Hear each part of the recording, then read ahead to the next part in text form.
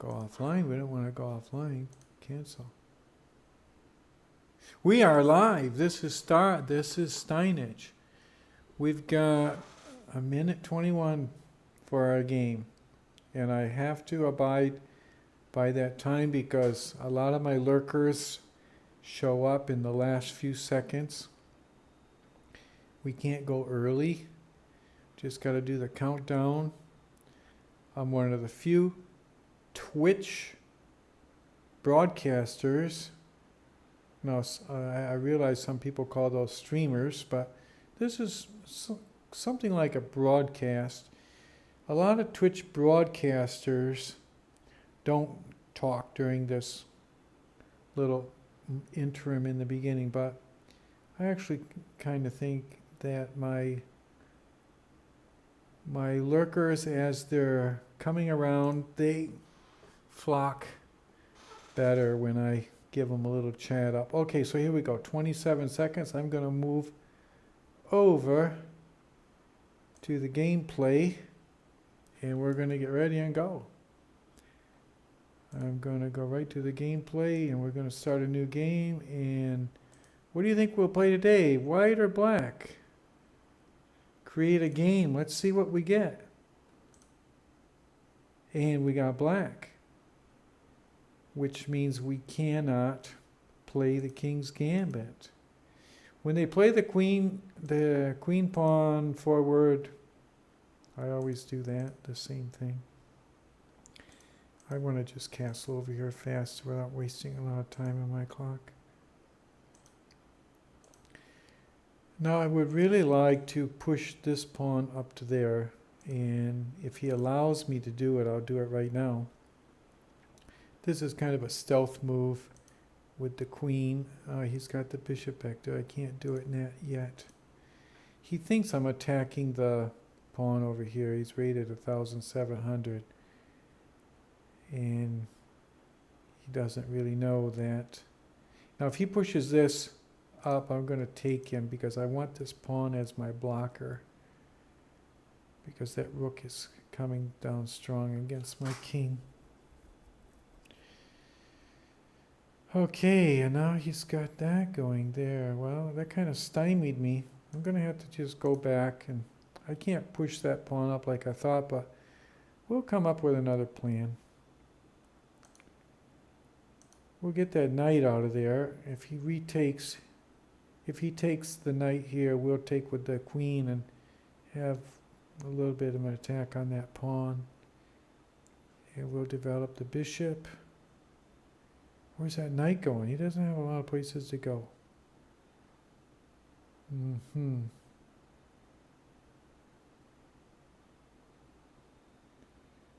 We could just do the same thing we were trying to do before. Why not? Now he's going to move that guy up. That's actually a pretty good move. If he advances that any further, I have this problem against this rook over here, you see. Now he's got the other pawn coming. Okay, no problem. I'll just take his pawn. It's getting a little bit greedy there. Thought he was going to just come up there with those pawns, but this pawn was protecting the pawn that was there, and when he thought, well, I'll advance that, then that went up, but now he doesn't have that pawn, so. Okay, I have a problem with this knight, but I think the safest place is to bring him back here, and then I'll bring the knight to here. This pawn is well protected. I think that knight will be okay. If the knight goes here, and then this pawn comes up, the knight comes over here attacking the bishop, and then back to here. This knight has many places he can go. So I don't have to worry too much about that knight. In fact, that might be my next move. You know, the clock is running. It's good to plan out your moves like that beforehand. Now, that pawn keeps the knight from moving over to here. When the pawn comes up, then the knight can go over. The knight can come back to here too. I'm just going to, we got a little bit of time, which means that time is on our side, as they say.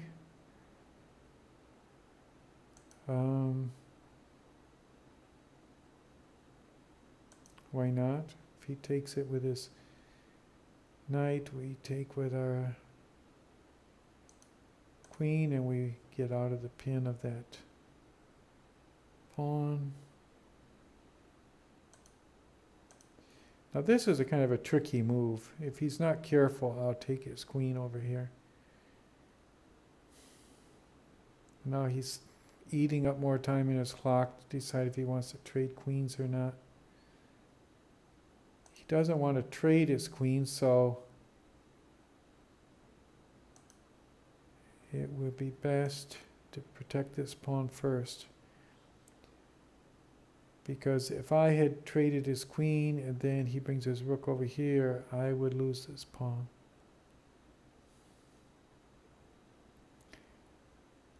Oh, that's not bad. Or is it? I can just force him out of there. I really don't, not really, I mean, the knight is important over here as a protection, but he doesn't have a strong attack on that pawn right now, so. And this knight is really solidly placed there in the center.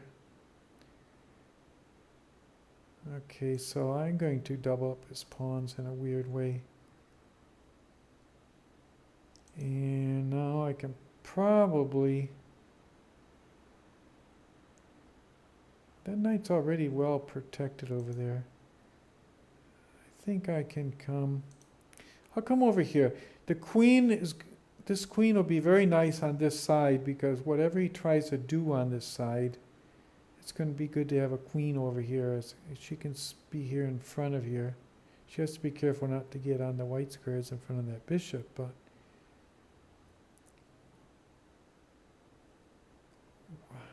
it's too early to think about winning on time, but I'm thinking now about bringing this knight here and then over to here.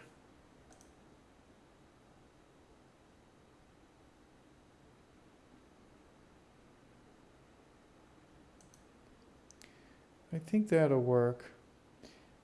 He's going to bring the rook over here.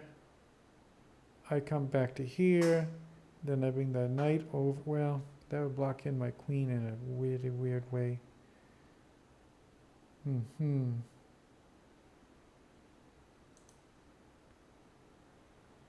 This is the safest square for him because the bishop is on white. And I keep the queen on black. He could bring a rook up here and then over to here.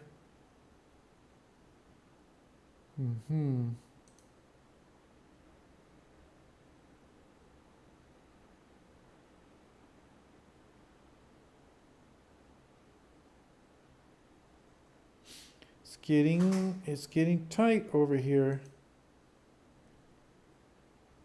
I'm going to already do this. To block that pawn, this blocks this pawn from advancing, and if he takes here, I retake with the queen. And it's not bad. Okay.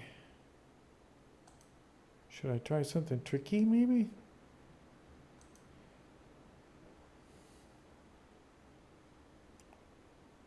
It's kind of tricky because if I come here check, I get the bishop.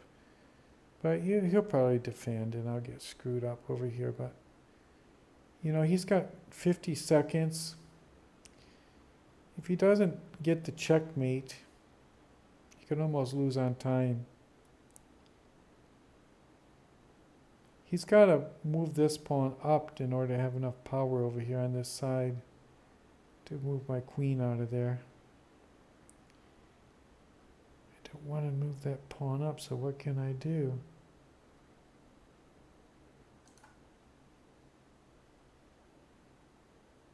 I'm going to do this.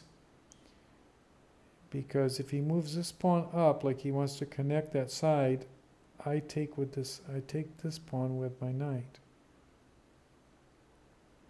He's got 20 seconds, which is not a long time to have.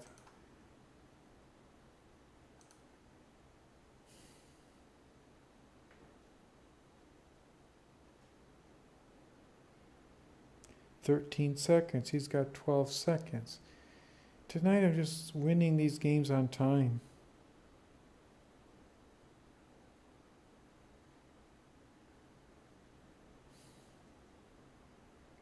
I got a minute on my clock and he's got 0, so that's chalk up a win for Steinitch. Okay, let's do the post-mortem analysis board.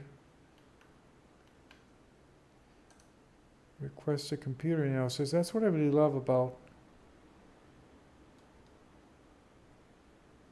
Lichess. They give you these free analysis. That was a pretty even game. Look at that. The white was never very far ahead. Black was never very far ahead. Interesting game. Very even.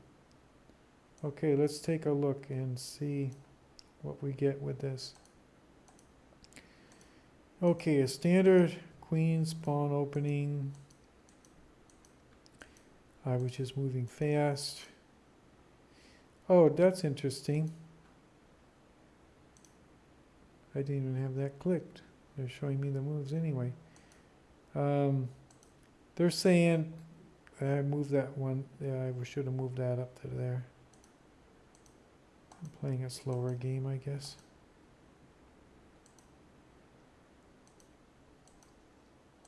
All kinds of plus marks. I mean, all kinds of question marks. Oh, that would have been an interesting move. I didn't even think about that. Putting the question to that knight right in the beginning.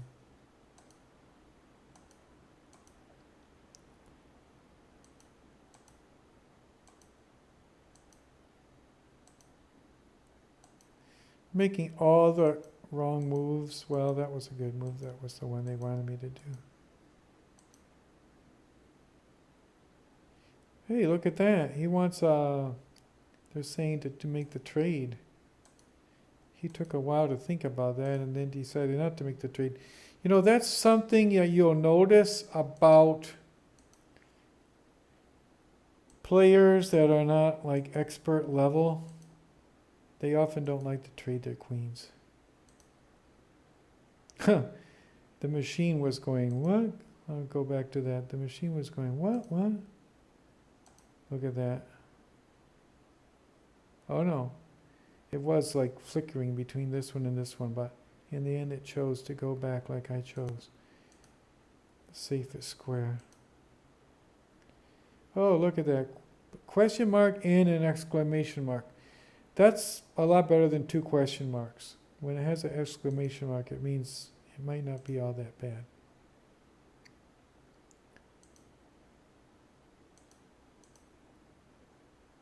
And now, actually, we were just kind of winning on time.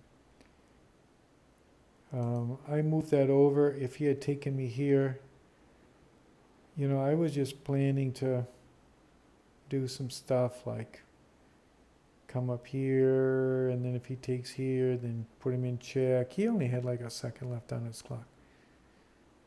So, I hope you enjoyed the game, and we'll see you around. And good chess playing to you. I hope you win your games.